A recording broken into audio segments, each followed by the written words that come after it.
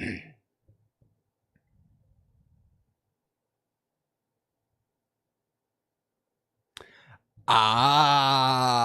we are live. Welcome back to Takes by Fans. Today's June 8th, 2025. I'm your host, St. Nick, and we got a great show for you today. Alrighty, well, it's been the 2 days off of the NBA Finals, which means Game 2 is on tonight. Oh, you all, let me hear it louder. Yeah, there we go. Yeah, finally, sheesh. 2 days of no NBA basketball, but now we're back to it, baby.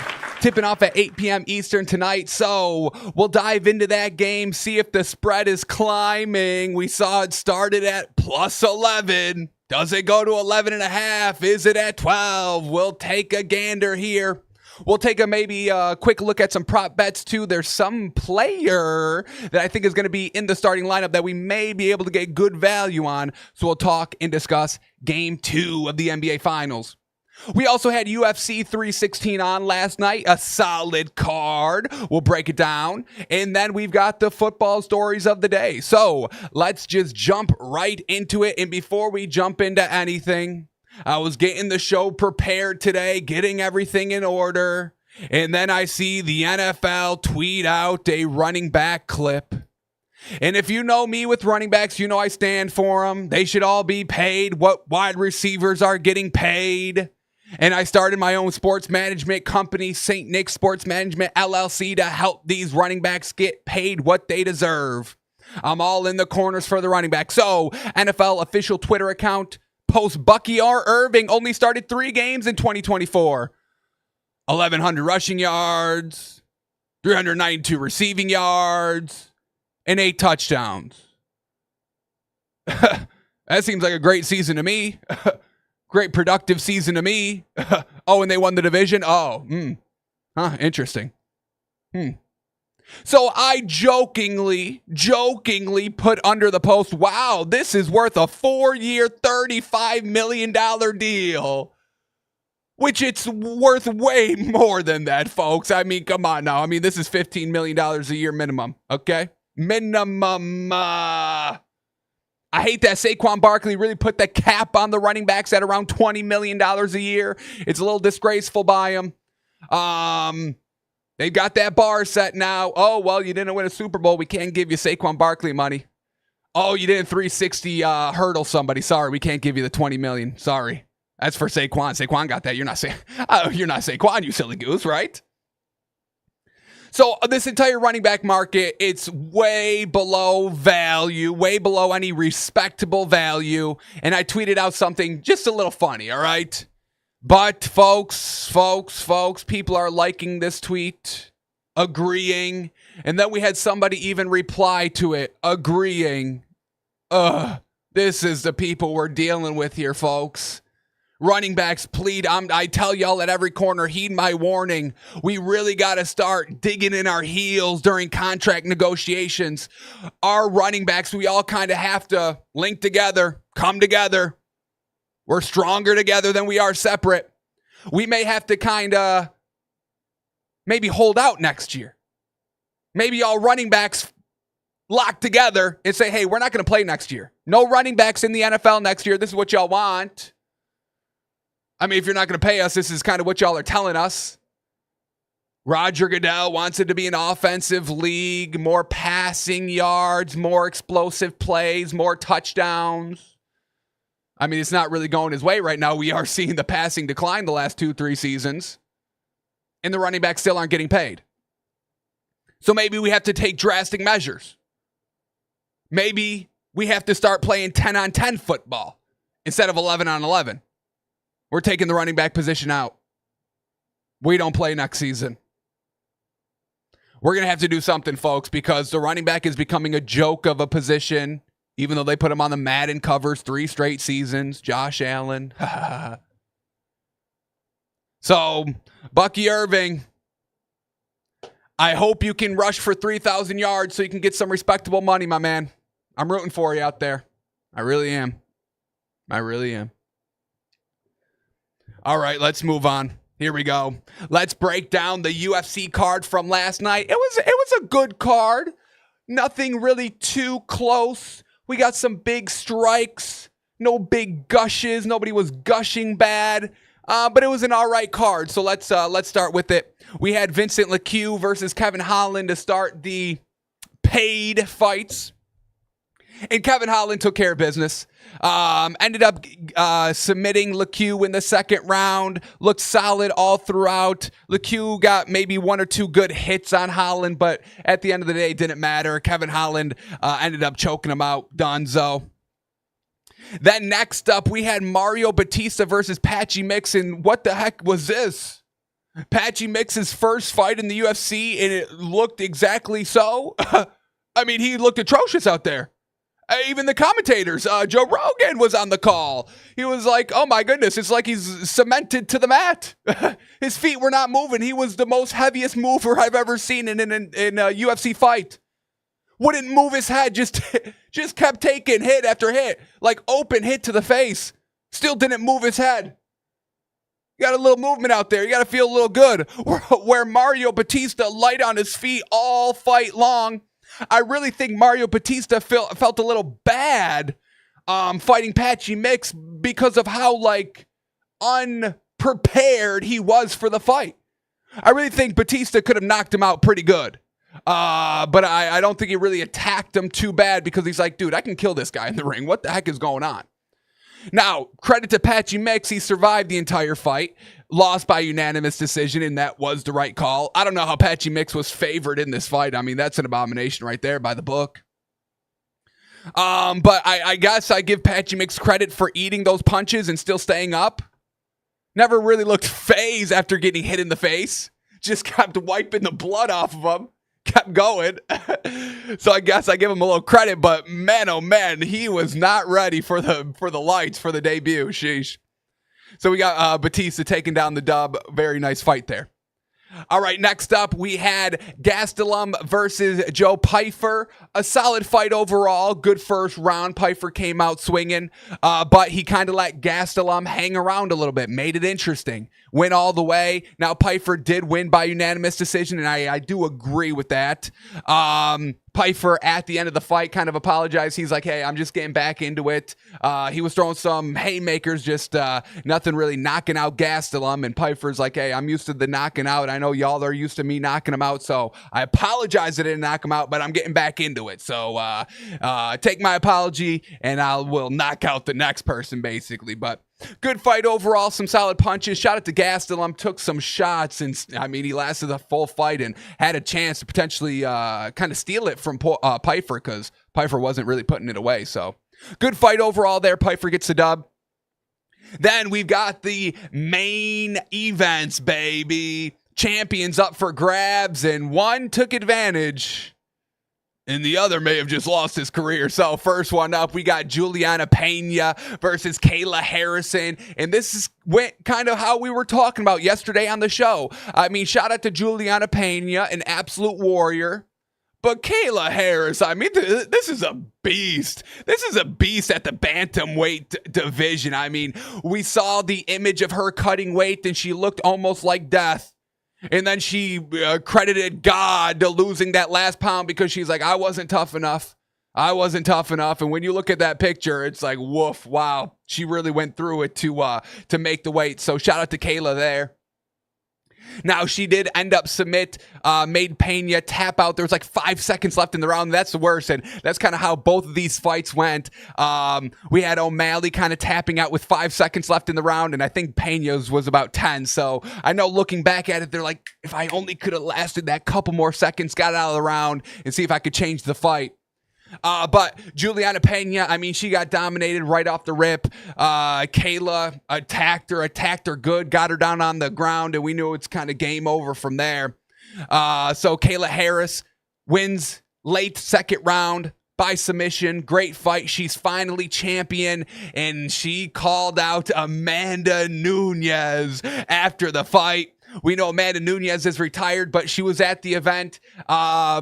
Kayla brought her in the ring. She's like, hey, you want to do this? And Amanda was like, I'm out of retirement. Let's do it, baby. So expect that to be on the docket in the future. Kayla Harris versus Amanda Nunes.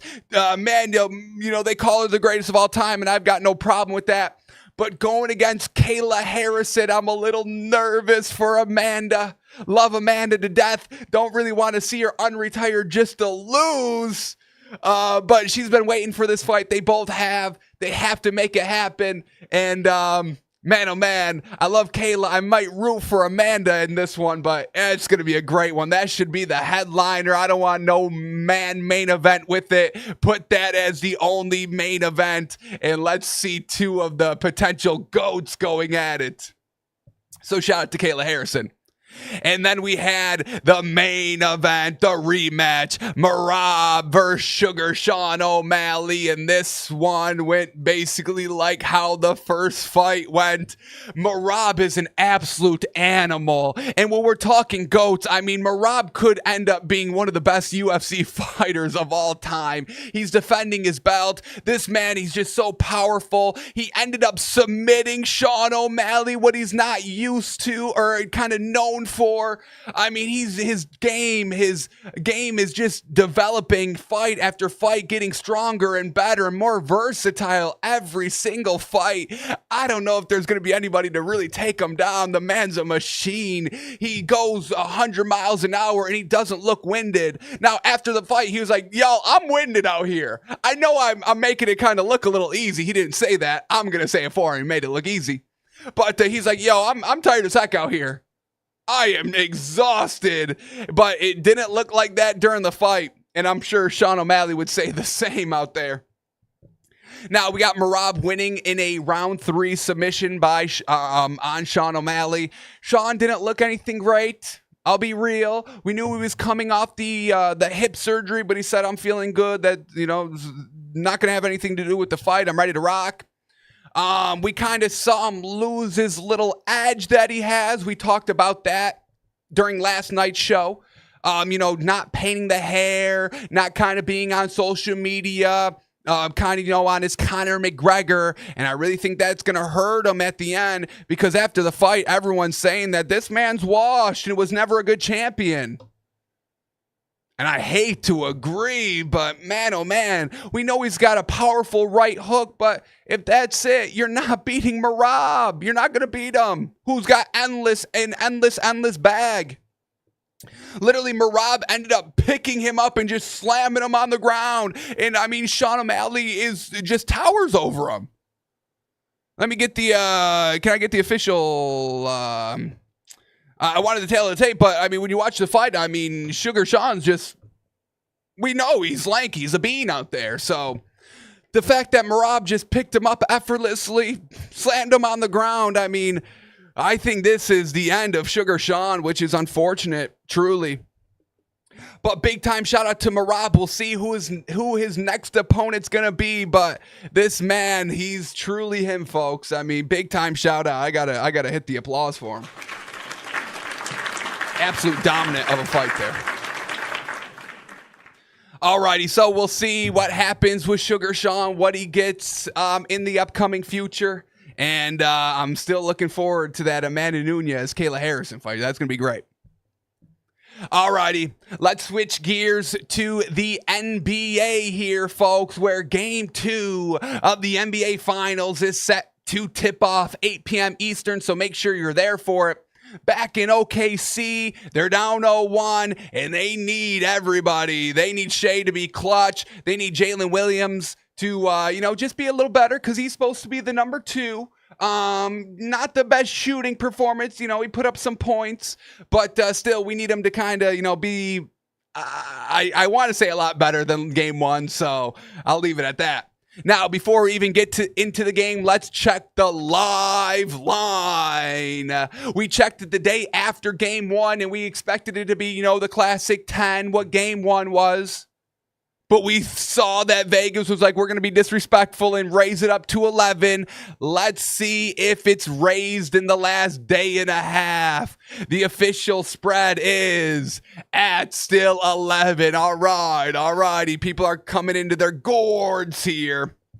I still think this could get up to 11.5 by tip-off. I wouldn't bank on it, but I am going to officially endorse and take the Pacers plus 11. They may not win this game, but stop with this blowout. Stop it. This Pacers team, I mean, we really have to remember that this Pacers team, I think, is probably the most consistent shooting team in the playoffs. I mean, we've seen them go on 4, 5, 6-minute runs throughout this entire playoff run through the Eastern Conference and, shoot 80% as a team. I'm not just talking about getting to the bucket. I'm talking outside shooters, threes, mid-range jumpers, all of that. So we know the Pacers, they are probably the best sound shooting team left in the NBA, and that's why they're able to come back. Had 19 turnovers in game one, down 20 points, double digits. But the fact that they locked in late in kind of that fourth quarter, shot after shot after shot. Nembhard 3, Nesmith 3, Halliburton mid-range, Siakam mid-range, Siakam 3. I mean, it was all falling in the second half because we know it's just a matter of time until it's all starting to fall with this Pacers team. Now, on the other hand, the Thunder, we've seen them go through these big stretches, the opposite of the Pacers, of, 3-4 minutes of scoreless basketball. Even though they're getting defensive turnovers, the offense is not making the defense pay. The other team pay. We saw that clear as day game one, and we saw that it went 7 with the Nuggets because of that reason alone. So we need this Thunder team to kind of take a deep breath in, settle on into the finals here. They're at home, really can't go down 0-2, really have to, put together some solid scoring possessions over and over and over and over again, something that we didn't see in game one. And once again, that's going to have to be led by, obviously, Shai, because he was very good throughout this game, besides the final probably 2 minutes in the fourth quarter. But he was getting to the bucket early. 30 shots. 38 points in game one for Shai. I don't really have the biggest bone to pick with him besides, missing the clutch shot to go up 3, which would have forced Halliburton to take a game-tying 3 instead of a game-winning mid-range jumper or any shot he wanted. So we're still going to need Shai to do Shai things. Like I said earlier, Jalen Williams need a little bit of a better performance out of him. He was the second leading scorer with 17 points, but it was on 31% shooting. So needed just a little bit more consistency from him. And that's really it. We also need Chet Holmgren to do a lot more. This is an inexcusable 6.6 rebounds, no offensive rebounds. 2 of 9 from the field, 22%. That's inexcusable. But once again, the head coach of the Nuggets of the Thunder does have to take a little bit of a blame here because the ill-advised decision to change his starting lineup by putting Cason Wallace in and putting Isaiah Hartenstein on the bench. So I would say just right off the rip, expect the starting 5 to be what it's been in this playoff run. Shai at the 1, we get Jalen Williams at the 2, Dort at the 3, Chet at the 4, and then Hartenstein at the 5. Or Hartenstein at the 5, Hartenstein at the 4, Chet at the 5, doesn't really matter. But expect that to be the lineup. Now, with that being said, let's see if we can quickly cash in, and then we'll get back to the analysis for game 2. Because with our Isaiah Hartenstein back in the starting lineup, more minutes, more productive basketball, we may be able to get some good value. On the bench, came off the bench in game 1, 17 points. Still put up 9 points and 9 rebounds, very good. But now that maybe it's not announced yet that he's going to be in the starting lineup, I would assume if he's not in the starting lineup, if Cason is still in the starting lineup, you got to fire the Thunder coach now and try to salvage what's the rest of the finals. But let's see on his PRA, points, rebounds, plus assists for Isaiah Hartenstein. Are we getting good value with him assuming he's going to be in the starting lineup? So let's quickly double check. Let's see what we got here. They set Isaiah Hartenstein's PRA line at 17. It's at minus 130, but I love that. Absolutely beef it up to 20 and we get it at plus 155. Once again, absolutely love that. He's averaging 24 PRA on the season. We just what do you have in game number 1? We were just talking about it. 9 points, 9 rebounds, that's 18. And he didn't have any assists. So 18 right below that 20, but that was with coming off the bench. So I think that's our official big time value of the night. Isaiah Hartenstein, 20 plus PRA at plus 155. Getting good value here in game 2. Now, I would advise to lock this in as early as possible before the official starting lineups are announced, because we could lose value here, 100%. So get it early if you truly believe. I'm going to lock this one in for our official Discord play. Once again, shout out to our official sports betting Discord. We bet $100 every day. That's $3,000 a month. And for $20 a month, you get into $3,000 worth of sweat-free bets, baby.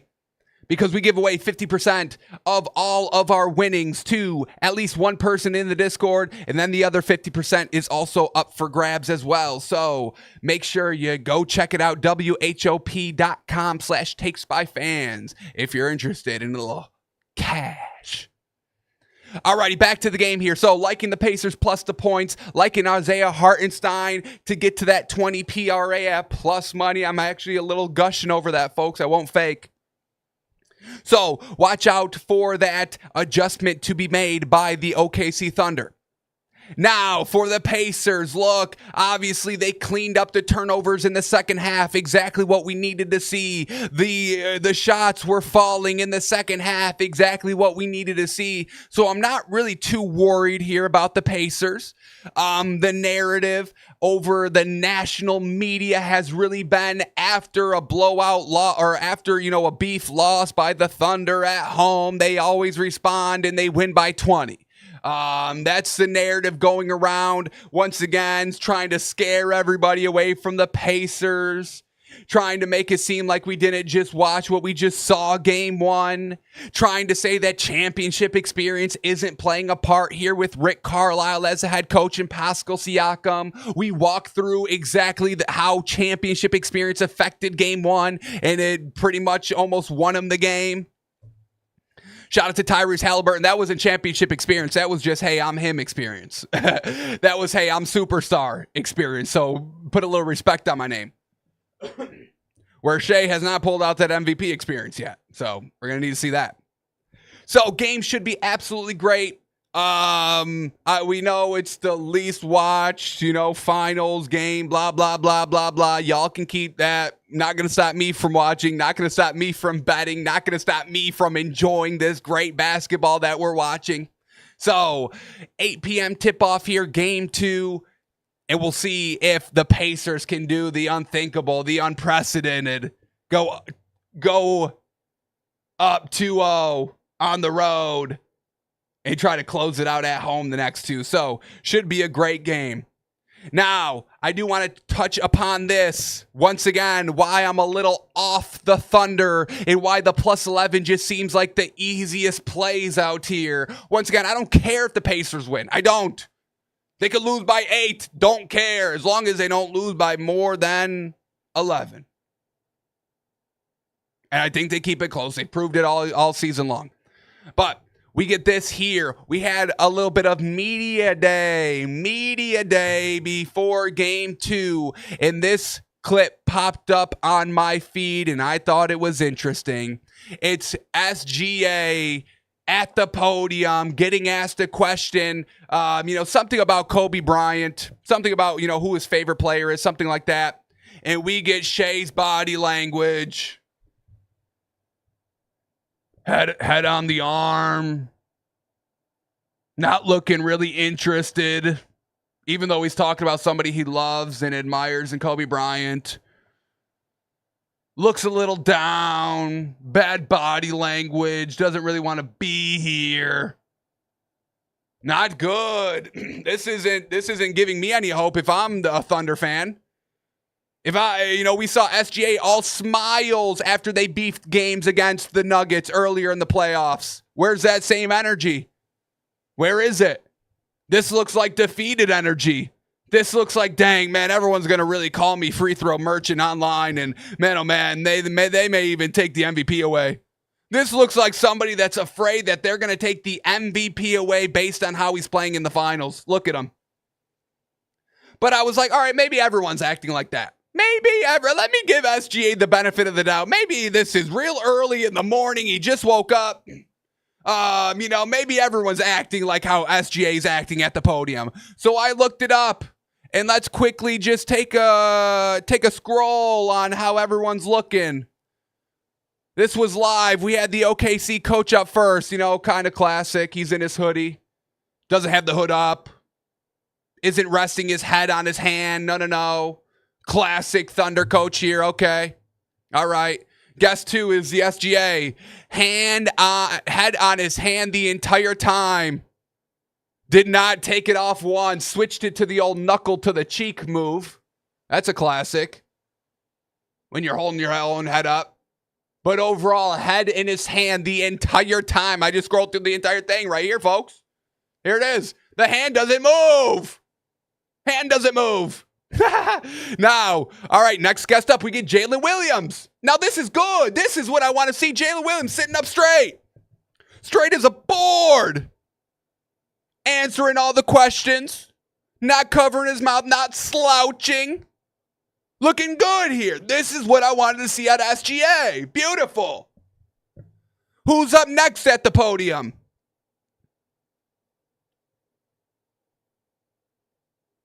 Rick Carlisle. He's up next. Good posture. A little lean on the neck down. Okay, but that's classic Rick. He won game 1. We're not here analyzing Rick Carlisle, but he's not looking down. He's looking fine. Classic Ricky. Shout out. And then who's up next? Pascal Siakam. All right, he's got a hat on. He's in a hoodie, but he's sitting up fine. Not covering his mouth. No hat on his hand. No. Looking fine. All right. And then our final one, Tyrese Halliburton. Oh, he's all smiles. Look at him. Having a little fun. A little smiles, a little laughing. He's sitting up tall. You better believe it. Because he's on track for finals MVP, baby. And not just kind of second runner-up. No. So, SGA's body language heading into game 2. Don't love it. Watch out, folks. And then if the Pacers needed any extra motivation, if Halliburton needed any extra motivation, the GOAT took to Twitter, folks. Weezy F baby, and the F ain't for fucking choking, all right? Weezy Tunchi takes to Twitter and says, Hallie, you gonna have to sweep these boys to get some real respect from these folks. You're clearly walking on water and they act like you're surfing. Hang 10, dude, and make them ride your wave or drown. Ain't that a beach? I mean, how much more of a motivational quote would you need than that, folks? That's absolutely fantastic. Truly, Halliburton. I mean, look, I'm trying to give you all the respect. I'm trying to do my part. I'm trying to have my voice, carry for everybody. It's not there yet, but we're getting there. I'm telling you. Halliburton, baby. I know. Sheesh. Slapped around. They made you 11-point underdogs now. After you just shut everybody up. Again. After you shut everybody up. Again. After you shut everybody up. Again. After you shut everybody up. Again. Is that 5 times, folks? I lost count. I'm sorry. Absolutely great here by Weezy. I'm going to say it again. Hallie, you're going to have to sweep these boys. You're going to have to sweep these boys. These MVPs, all right? Sweep them out the door. You can do it. To get some real respect from these folks. Don't include me in that. Don't try to use my word against me, Weezy. You know I say folks. So those other folks that aren't giving him his respect, his credit. The national media folks. You're clearly walking on water right now, and they act like you're surfing. Oh, this guy thinks he's good doing tricks. Look at him. He's just surfing out there. Oh, no. He's got no surfboard. No. Let's make that abundantly clear. There ain't no surfboard under that water. That's just his beans, baby, taking a dip. His little beans under the water, walking on it. It ain't no board. Ain't no board. Ain't no magic trick. Ain't no Chris Angel illusion. No. Ain't no mind freak going on. Just Hallie dipping the beans, baby, walking on water. Hang 10, dude, and make 'em ride your wave or drown. Ain't that a beach? Man, where was that on the new album? Wheezy sheesh.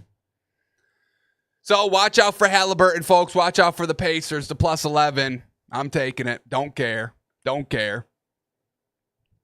All right, final basketball story before we shift gears to the NFL. Another nugget of information being leaked out against why they fired Tom Thibodeau, and we get this. A couple of players felt like Thibodeau played the starters too many minutes and felt he had an inability to adjust, sources said. And another player said he didn't feel like he could play for Thibodeau if the coach returned next season. Dang, who would say that? Who would say that? It could be Karl Anthony Towns. We know kind of how him and in Minnesota that worked out not well. Could have been Josh Hart a little bit. Could have been Jalen Brunson, who did stick up for him in the media, but maybe went behind his back a little bit. And I'm not, pointing fingers or putting blame on him. But Jalen Brunson truly may not be even able to play if Thibodeau was a coach next year, on how much he relies on him after an injury. Oh, you twisted your ankle. All right, go get that shot back there and come right back out. So it'd be interesting to know which player said this. I would probably narrow it down to those three: Karl Anthony Towns or Josh Hart or Jalen Brunson. But we'll probably never know. Unfortunate for Tibbs, but still at the end of the day, he's getting paid $30 million, so we can't feel too bad for him. Shout out. Just unfortunately, he probably won't coach again in the league, but he had a good run. Nothing lasts forever, right? Good run. You made $30 million this year. Shout out. Alrighty, let's switch gears to the NFL now, where the deal is finally done. All the speculation, all the rumors are officially put to rest because Aaron Rodgers put pen to paper, baby. Officially signed his 1-year deal with the Steelers to be their quarterback. Now, with him signing, it did not change the odds of the Steelers winning the division. Still at plus 550. It was 550 before he signed. Now, Vegas may have already taken this into consideration, which I'm sure they did. They knew the entire time Aaron Rodgers was going to be a Steeler. We all kind of knew. The national media was kind of like, hey, watch the clock. Oh, now it's interesting. They had communication back and forth, folks. They had communication back and forth. So, love this move by the Steelers. We told y'all yesterday we like the move. I think it's a win for everybody. You have a great season. You make the playoffs. Well, bingo bango, classic Steeler season. I don't think you could be mad at it. If this thing goes straight in the toilet early, Mike Tomlin gone, which the fans want. Arthur Smith should be gone, the offensive coordinator, which I want. And obviously Aaron Rodgers gone, and y'all can finally get out of that kind of quarterback purgatory with a good pick, with a good quarterback draft class coming up. So I think it's a win all around for the Steelers, and y'all should be excited. Y'all have a chance to win the Super Bowl. It's not great chances, but, compared to all the other quarterback-led teams, I would say y'all are probably in the top 10 debates of, top teams for a chance to win the Super Bowl. I mean, if we can make all these stipulations for Josh Allen, like, oh yeah, the Bills are the best of the teams that never won a Super Bowl to win the Super Bowl this season. Well, then I'm going to say that the Steelers have the best chance to win the Super Bowl, given that they've got an experienced Super Bowl quarterback over the year of 40 on their team. That's my stipulation. Out of all the other teams that have 40-plus-year-old quarterbacks that have won a Super Bowl before, I think the Steelers have the best chance to win the Super Bowl. Where's my article on NFL.com for that? I'll write it. How many words? I'll stretch it. I'll let a bink, a couple of babies, and we're there. Alrighty, but now let's take an update on our game that we introduced. Will Aaron Rodgers be a scumbag? And the results are in, and I think they're conclusive. We made this game because earlier in the offseason, Aaron Rodgers said, hey, I'll just play for $10 million. You give me $10 million, I'm cool. I play. I show up. I don't make a fuss. I don't make a stink. This seems like a more than $10 million here, folks. The official deal. Steelers quarterback Aaron Rodgers was in the team's training facility today to sign his 1-year, $13.65 million contract. Now, if you took our odds, we had the over at -120, and I think I put the under 10 million at +150. So obviously the favorites win, and I don't know if I'm paying too many people out here, all right?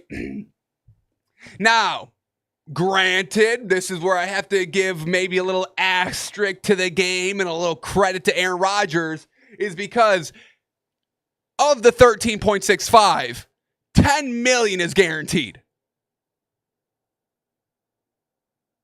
So on that, kind of stuck to his word, and has a maximum value of 19.5 million, with 5.85 million worth of playtime and team performance incentives. Now, always got to give incentives on a contract, obviously, but still, it's a 13.65 million with 10 million guaranteed. So I still think we do have to classify him as a scumbag for getting more money than what he said. So those are the results of the official Aaron Rodgers game.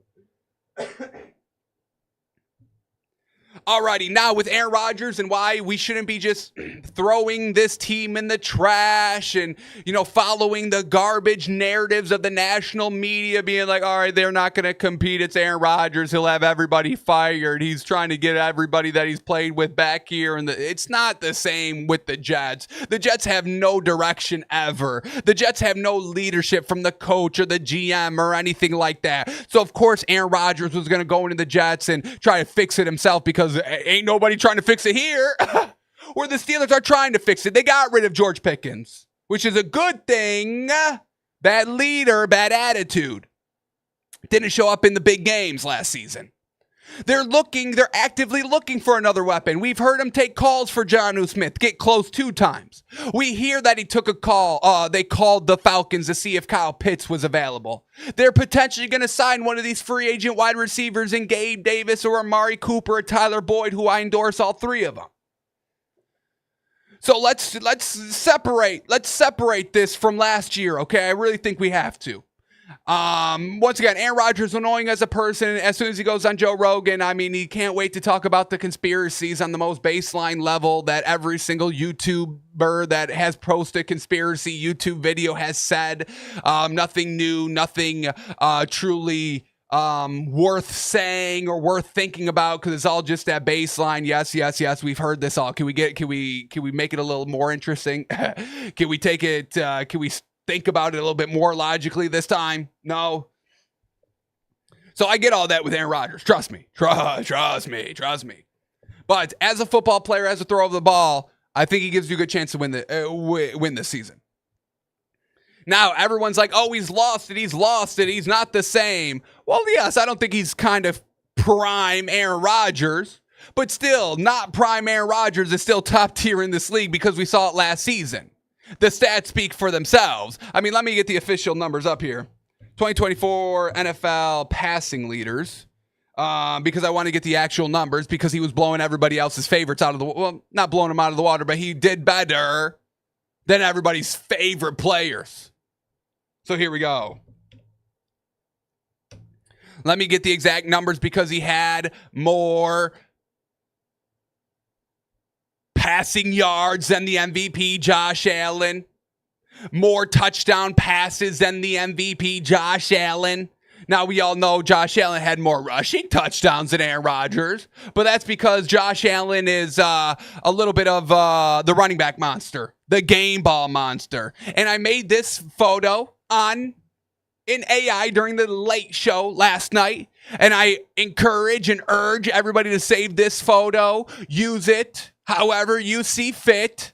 But it's Josh Allen in a Cookie Monster costume hogging all the balls, all the game balls, all the running opportunities. All right? That's the MVP for you. Only valuable player. How about we give him his only award? OVP, the only valuable player on the team. Not most. Most implies that, there's multiple people that are valuable to the team. And Josh Allen can't have that. That's why James Cook is selling his house, forcing him out. Let's get back to this. Sheesh, I apologize. But it's on my Twitter, it's on my Instagram if you're looking for that Josh Allen photo, so go get it. Go download it. Now, Aaron Rodgers also had more passing touchdowns than the greatest of all time. Patrick Mahomes. 26 passing touchdowns last season. Aaron Rodgers, 28. And overall on the list, we had Aaron Rodgers had more passing yards than Justin Herbert, Turbo Herbo, Brock Purdy, Mr. $52 million man, Kyler Murray, Bo Nix, Matthew Stafford, Super Bowl champion, Joshua Allen, we know, CJ Stroud, Jaden Daniels, who everyone's putting at top 5 quarterbacks in the NFL right now. More passing yards than the Super Bowl champion, Jalen Hurts. I don't know how this one's right. This one's got to be a mistake. He didn't have more yards than Tua. I know that. So that's a false one. So more touchdown passes than Patrick Mahomes, Geno Smith, who everyone loves. So let's all see the value in the Steelers this season, because we may be able to get some great value week by week betting on the book. Taking them plus 550 to win the division, I don't think it's the best value. I'll be real with y'all. Obviously, the Ravens, the Bengals, it's a tough division. But they'll be competitive in those games, able to steal those games. Can we bet the exact result? Exact division result? Because that would be something we may be able to get value on. Maybe putting the Steelers in number 2. But even that may be a stretch. So I don't think we get the value on the division win. But week by week, week 1, or when they face the Packers, maybe they get some value here. And I say that because Jordan Love can't wait to face Aaron Rodgers and the Pittsburgh Steelers this season. Very much looking forward to it. We get the quote. They face week 8, Sunday Night Football, Packers in Pittsburgh. Going to be a great one. And Jordan Love has this to say. He says, quote, "It's going to be fun. It's going to be awesome. I'm excited for it. I can't wait to be on different sides, meeting up. And I know we'll talk pregame, things like that. And hopefully we can exchange jerseys after." Ooh. Already looking forward to the jersey swap after the game. How about beating them? And I know they have a fine relationship because, Aaron Rodgers did mentor Jordan Love a little bit, before he truly took over the reins as a starting quarterback for the Green Bay Packers. But really, how about we focus on beating them and then asking for the jersey? Because the only way you were going to get Aaron Rodgers' jersey, I think, is if he beats you. I don't think if you beat Aaron Rodgers, he's going to give you his jersey after the game. If I know Aaron Rodgers, that's not really his style. I know you guys have a fine relationship, blah, blah, blah, blah, blah. Okay, I'm sure. I'm sure Aaron Rodgers really believes that. I don't. But, if you win the game, you're not getting the jersey, especially in Pittsburgh. No shot. No shot. If he sends you the jersey, it's behind all the cameras. It's when he gets back at home, he secretly mails you the jersey. That's the only way you're getting it. You're not having this photo op after the game if you win. I'll tell you that right now.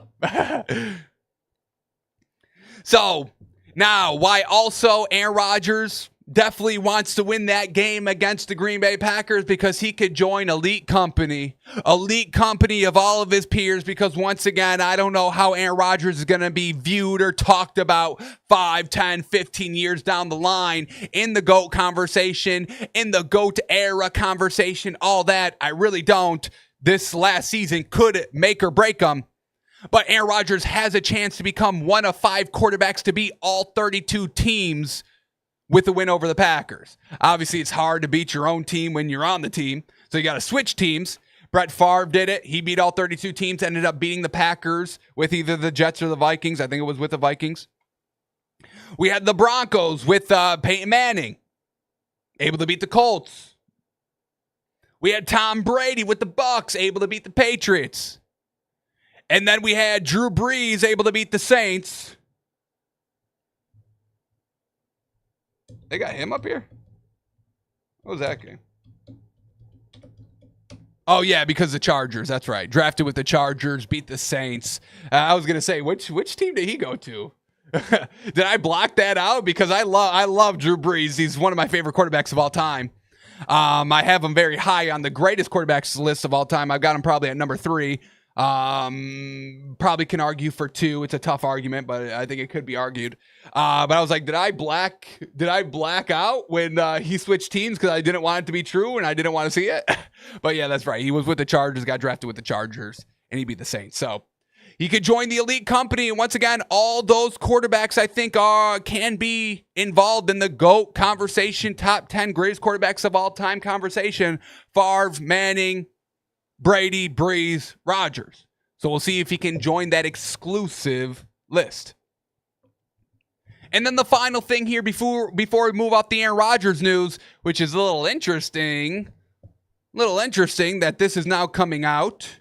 But we get this by Adam Schefter.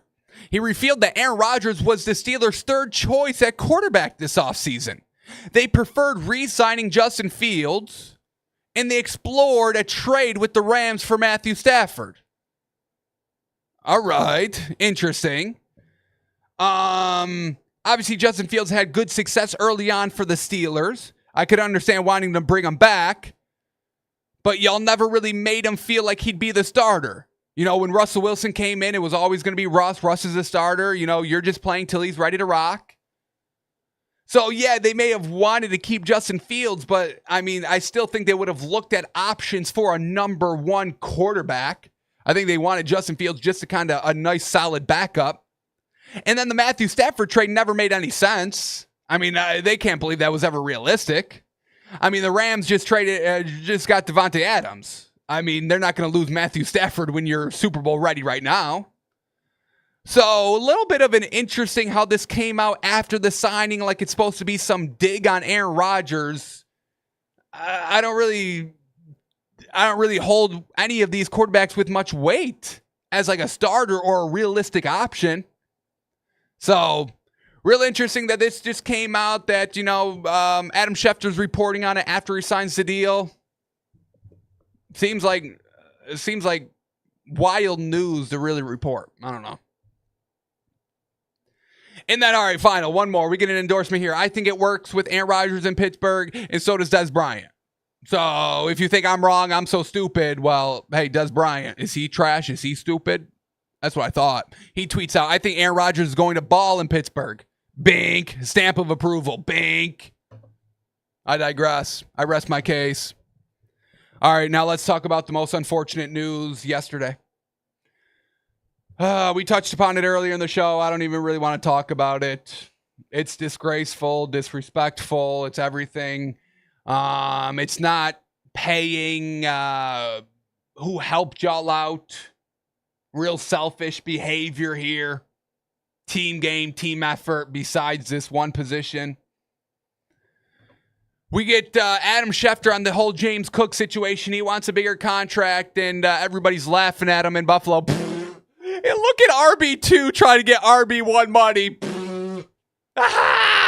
16 touchdowns. Yeah, well, you know, you're not Josh Allen, so sorry.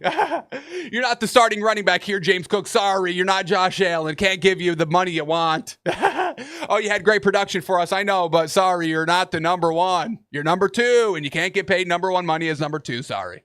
You're lucky you're not number 3 with Ray Davis, because Ray Davis is going to get $1 million a year.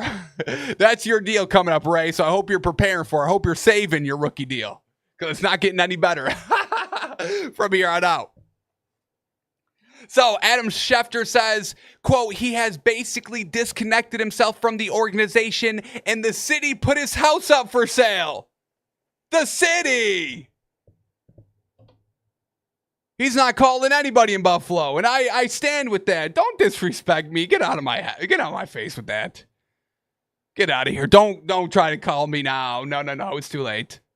Quote, I don't think we'll be seeing him in Buffalo anytime soon, so I doubt he reports to the mandatory practices coming up. Look for a potential trade because James Cook is unhappy, feeling disrespected, feeling slighted. And I agree. He got it done. Big touchdown against the Chiefs. Once again, I gush over the play. Kind of got smacked right on the 1 yard line. He was going down, but still able to twist and contort his body to reach the ball over the goal line to open up the scoring against the Chiefs that the Bills always struggle to beat when it matters. But they've got Josh Allen to beat him in the regular season, so who cares, right? As long as Josh Allen's beating him in the regular season, we don't care anything else. That's the Bills' motto. That's the Bills' mantra that they are just proving by feeding into the cookie monster, the game ball monster, the running back killer, Josh Allen. Josh Allen, the running back killer. I know he's got many names. The King of New York, King and Queen, Haley Steinfeld of Buffalo. I get it. But let's not forget his other nicknames, folks. The running back killer. Game ball boy. Game ball man now since he's married. MVP, they say. I don't know. So James Cook, golly, I would pay you. But I didn't get paid myself, so I'm sorry, I can't. All right. So we'll watch the whole James Cook situation. All right, 2 quick instances. Once again, I know it's OTA footage, blah, blah, blah. It means nothing, blah, blah, blah, blah, blah. But I still like to shout them out here. Two great balls from OTAs going on. This one's Dillon Gabriel in the red zone. I mean, put the ball exactly where it needed to be. Look at those stretched out hands by the receiver. Defender, no chance at getting this ball. Absolutely great. That's a touchdown in the red zone. Love to see that by Dillon Gabriel for the Browns. Still, I don't think Dillon Gabriel's going to be the starter, but I got to shout him out there. Looking good. And then finally, we get a nice little look at J.J. McCarthy. Back corner end zone in the red zone. High and away where the receiver can make a play on the ball, which the receiver did make a play on the ball. 2 feet inbounds. That's a touchdown, baby, right there. So once again, I know on air, nobody rushing them, folks. Truly, I get it all. You don't have to. I know what I'm talking about. Settle down. But whatever you put on tape, we got to judge, and this is still tape. So shout out J.J. McCarthy. Great ball here. Great ball. Receiver went up and got it. Defender couldn't do anything about it. Touchdown. Alrighty, now, another thing that I'm going to super closely analyze and tell y'all why it's not good. And this is it. I saw 2 instances of this early and I kept my mouth shut. But it keeps happening. So now I got to address it. We get Travis Hunter seen again. Kind of like dancing. Just dancing around during drills, during, team plays. I don't love this at all. We saw him earlier do the same thing. Him next to kind of BTJ in a drill. Kind of dancing when it's not his turn. I don't like this. And I know this isn't the end of the world or anything like this, but they're here to lock in, to get better. Watch everybody else do the drill. Just because you're not doing the drill doesn't mean that you can dance around and not pay attention. You can learn something. You can learn. That's what it means. I now that I see it and hearing what the coach says, that's what he means. Oh, okay. All right. We see one of the players kind of grabbing him by his shoulder, be like, hey, dude, come on, pay attention here. I just think it shows a little lack of concentration, a lack of focus, a lack of discipline, honestly. And I'm not here to knock Travis Hunter. I've been gushing about him all training camp, but I don't love this. It kind of shows a little bit. And once again, when I say this, I don't mean it 100% exactly, word by word, but a little bit that shows like I'm the main character energy. oh, hey, look at me, I'm doing a dance, like I'm cooler than everybody. It makes me kind of feel like that we're all just trying to buy in here. I'm just trying to buy in. I'm trying to help this team. I'm trying to help y'all. And I'll be real with y'all. I kind of felt with that We the Hobby a little bit. I'm not gonna fake. Some of the hires, I'm just like, I'm truly trying to help and grow this brand and company, and then some people come in, I'm just like, they don't seem locked in. I don't know. That's just how I felt, folks. I don't know what you want from me. So we get Travis Hunter, second offender on it. And we also get it kind of by Shedeur Sanders a little bit with the Browns. Once again, I've seen these examples. I've tried to keep my mouth shut. I can't anymore. I'm sorry. But during kind of, taking reps, throwing the ball with Joe Flacco, after a ball, I'll see if I can get some sound here. What's that? With Shedor's like, you ever hit that shmoney dance? I don't know if I've ever hit a public dance move in my life. You ever hit that shmoney dance after doing a drill or after completing a touchdown? You ever do that? Definitely Joe Flacco, 40-year-old quarterback, you ever hit the shmoney dance? I don't know if I've ever hit a public dance move in my life. And then you hear Joe Flacco, he's like, no, I've never hit a public dance move in my life. Like, I'm just here to put in the work. We heard Joe Flacco, earlier in this offseason. You're like, I'm not trying to be a mentor. I'm just trying to do my job here. These guys aren't buying in. So, why am I going to put out the energy if they're not even going to buy in? So, just interesting. Something to keep an eye on. I don't love it. I don't love it at all. So, shout out to Dylan Gabriel, I guess. I don't see him dancing. I don't know. But we'll keep an eye on it. All right, here we go. A couple more things to close up. Bo Nix, a little bit of a question mark heading into year 2. Had a very solid year 1. Shout out. A mature quarterback. We know that with Bo Nix, a little older quarterback. Kind of had to wait to get out of college because there was better talent overall, but got his shot and starting to make the most of it here in Denver. Competitive last year, got to the playoffs, got blown out by the Bills, but hey, a learning experience. So we get Bo Nix says, quote, feels a lot better understanding Broncos offense heading into year 2. So let's quickly hear his quotes, see if it kind of moves the needle for us on the Broncos this NFL season. We know Vegas has them ranked pretty high on the division for the odds. Let me try and bring it up here quick. Broncos to win the division, second favorites at plus 300. Chargers right below them at 310. So still close, but Vegas giving a little edge to the Broncos here. So let's see if we're hearing anything good. Why? As the Knicks heads into year 2, the Broncos signal caller believes he has a better understanding of Peyton's offense. Says, quote, I feel like I'm a lot further. Just spitting out the play calls is a lot easier in processing. It's a lot better. It's a lot more enjoyable not thinking right now as opposed to what I was doing last year. It's fun. It's fun to be in the know. It's fun to have a little bit more of an understanding of what's going on so I can be a little bit more beneficial to others and help them along the way. I feel good. We're in a good spot. We get one more quote here. Even though the 25-year-old Knicks had an impressive start to his NFL career, he knows there's more work to be done heading into a second-year campaign. Says, quote, I haven't done anything up until this point. Yeah, truly, no disrespect. He knows. And I have a lot to prove and a lot to show. Love hearing that. Every day it's about working. Every day it's finding a way to get better. You don't want to get to year 2 and go down the road and all of a sudden you got stuck and didn't get any better. So that's my focus right now. It's not even worrying about what people say, just internally. I know I have a long way to go. So great quotes here by Bo Nix. I'll say that moved me a little bit.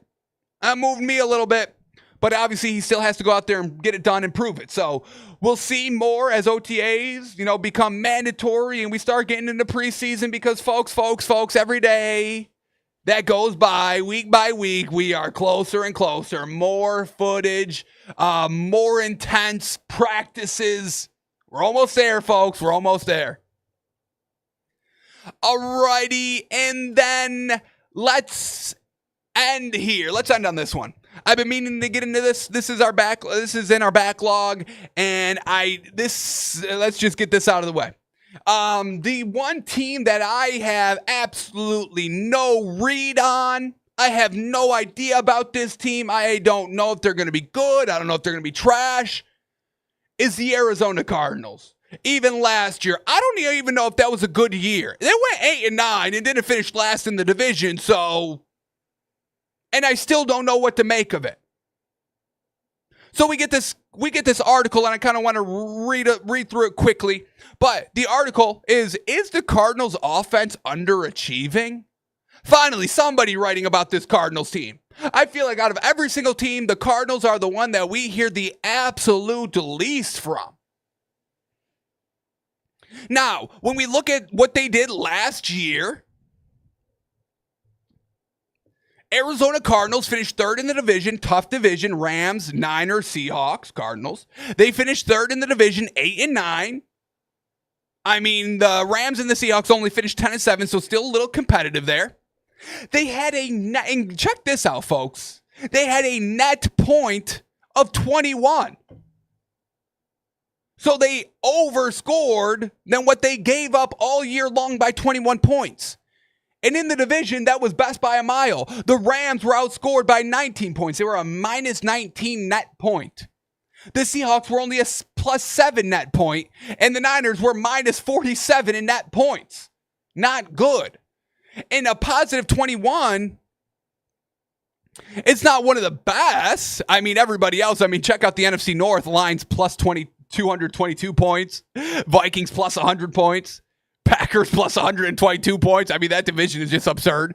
We had the Eagles plus 160 points. We had Washington plus 94 points overall in the season.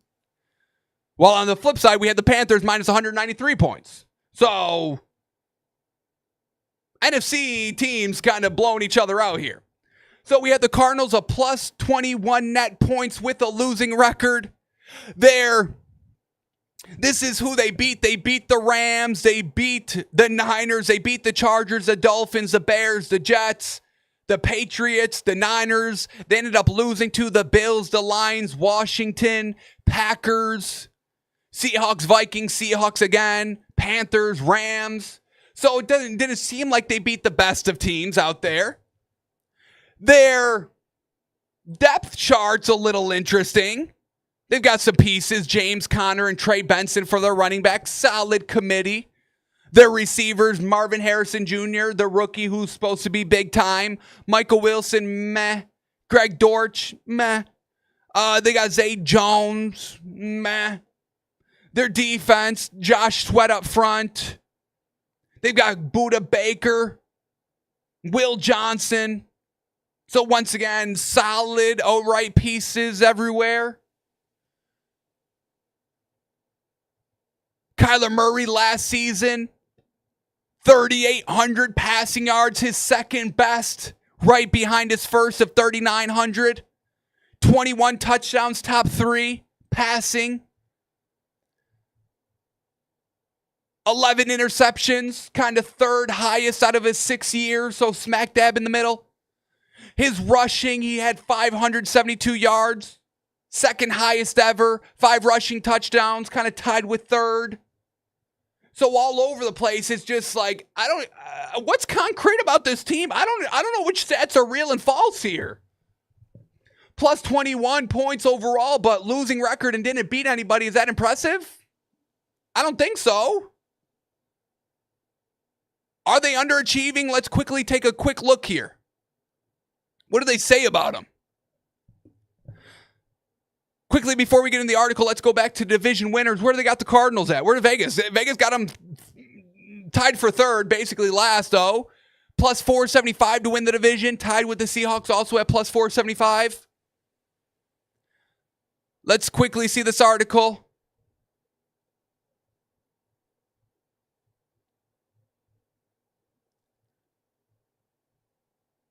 Is the Cardinals' offense underachieving? This is a paragraph they write. Here we go. It's hard to argue that in 2024, when Kyler Murray played all 17 games and the Cardinals added rookie receiver Marvin Harrison Jr. finishing 12th in points scored, 18th in passing, and 17th in red zone percentage, was not a bit underwhelming. Was not a bit, all right, sure. Perhaps most disappointing was that Harrison, widely considered to be one of the best receiving prospects to come into the league in years, was not a much bigger factor in the offense. He was targeted 116 times and caught 62 passes for 885 yards and 8 touchdowns. He was targeted 10 or more times in just 3 of the 17 games he played. All of that pales in comparison to the production we saw from Giants receiver Malik Nabers, who was drafted 6th overall, 2 picks after Harrison was selected in 2024. Nabers was dealing with far less talented quarterback room in New York, yet he was targeted 170 times, and caught 109 passes for 1,200 yards and 7 touchdowns. He had double-digit targets in 10 of 15 games he played. The Cardinals have other talent. Trey McBride is one of the best tight ends in the game. He was the team's leading wide receiver last season, catching 49 more passes than Harrison, while James Conner has rushed for 1,000 yards in back-to-back seasons. But 2 things have to happen for this offense to max out. Kyler Murray must stay healthy and reduce turnovers. He had 11 interceptions and 8 fumbles for loss last season, and Cardinals coaches have to make Harrison an integral part of the plan. So once again, that didn't really help me out there. I was hoping for a little something more than that. So once again, we still have no idea on the Cardinals. I think it's not a good team, and I think that's how we're going to proceed. But the net points is interesting. Net points a little interesting. Alrighty, folks, that is going to do it for us. Hopefully we hear more news as training camps and mandatory practices start to ramp up on the Cardinals so we can make a more informed judgment on them, better bets on them before the season and during the season. But man, oh man, I just don't know about them. I just don't know. Alrighty, folks. Appreciate you tuning in. Appreciate you watching. Appreciate you listening. We're back tonight for the night show to watch a little game 2 of the NBA Finals. We will get our official daily $100 bet in, so check the Discord. Join the Discord. But we're back tomorrow for the day show to break everything down, see how game 2 plays out, and we will see you tomorrow, folks. Get a great rest of your Sunday, your great rest of your weekend. And we'll see you to cure those Monday blues. Take it easy, everybody. Appreciate y'all.